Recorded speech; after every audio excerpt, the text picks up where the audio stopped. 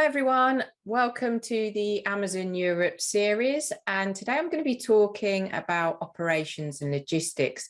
And the big question I get asked a lot of the time is whether or not a seller, for example, from the US, should be shipping directly to Amazon in Europe, in the different countries, either direct being directly from China, sending in containers or large shipments, or directly from the US into an Amazon fulfillment center, or whether or not they should have warehousing or work with a third party that has a warehouse for them to store their products. Now, really, the key part here is that shipping direct is cheaper, right? Because you haven't got those middle costs. You're not having to pay for storage in another warehouse, etc. But the biggest problem that we have when shipping direct, it's down to lead time. And really, it all depends on what your lead time is. Because if you're thinking about shipping product into Europe and you are going to be shipping product from China, let's say your product runs out of stock and you need more inventory, but it takes 3 months to get your product from China over to, for example, the UK, then that method isn't going to work. The same with the US. If you've got stock coming from the US, it really depends on that lead time and how quick you can get stock into Amazon's fulfillment center. Now, we are assuming that you're working with Amazon FBA here, because otherwise, if you're not working with Amazon FBA, then of course you'll want to have warehousing because you're fulfilling those orders directly to the end consumer. Now, if you're new to selling in Europe, then it is difficult to forecast demand. You may have an idea as to what products, the sort of sales that you were getting in the US. You've hopefully done your research to understand the potential demand in the country or countries you're wishing to sell in.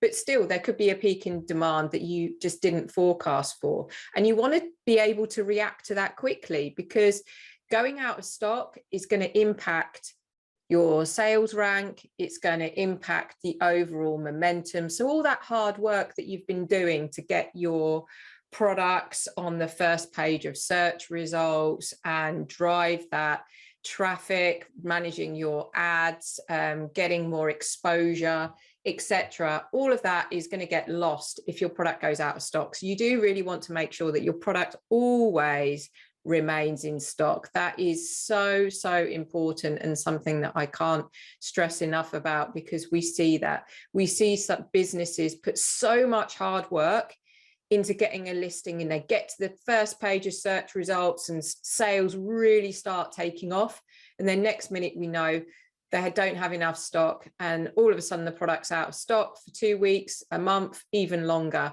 and then the product just falls completely out of search results, and then you have to basically back to square one. So really, the idea is to work with Amazon, and what I mean by that is Amazon likes little and often. Now, if you work with Amazon on the vendor side, you'll know that Amazon places orders on a weekly basis. They're not placing huge orders every few months. They want stock little and often. And that's why they've always named it a fulfillment center, not a warehouse, because a warehouse is there to store products over a long term.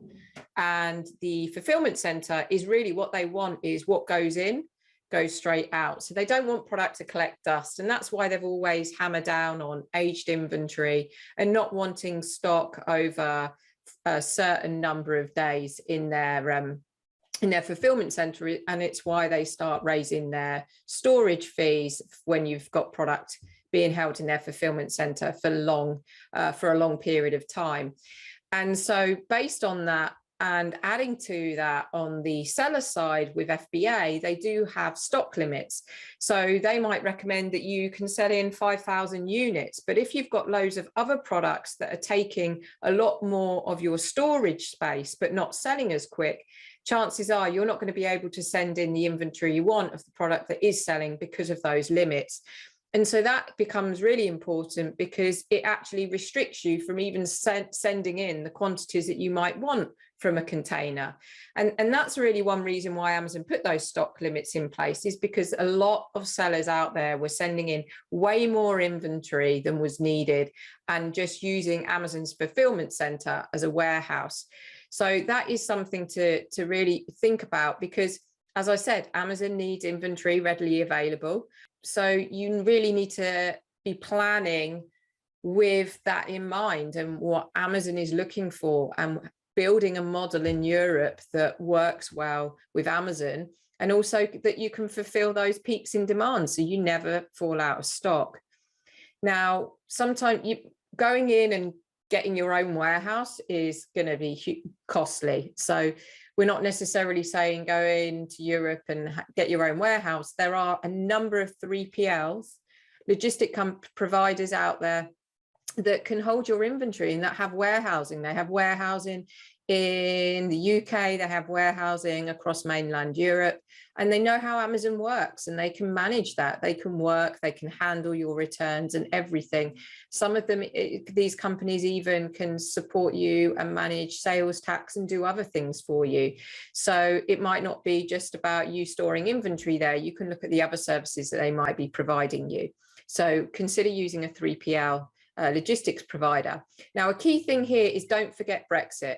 And what I mean by that is there are really, when you're deciding where to store your product, you've got to think that there is a customs border between UK and mainland Europe. And for that reason, you'll find that many sellers now are finding a 3PL that has warehousing facilities in the UK and then a warehousing facilities in mainland Europe. For example, the most common countries are the Netherlands and Germany. And so it's about thinking as well what marketplaces you want to sell in, and then really deciding what are the countries that you're going to send that inventory to. Now, one key thing to highlight is that when you are sending inventory and storing inventory, regardless of whether you're storing it in a warehouse or if you're storing it, sending product directly to Amazon fulfillment centers, that you do seek guidance from a tax advisor and you do understand your tax obligation. That is vital, because last thing that you want is you start selling your product on Amazon, you've got all this stock in Europe, and then you find out Amazon suspends your account and you've got nowhere to sell your product, and instead you're just paying storage fees for a product where you haven't got a platform to sell. So make sure you take that action.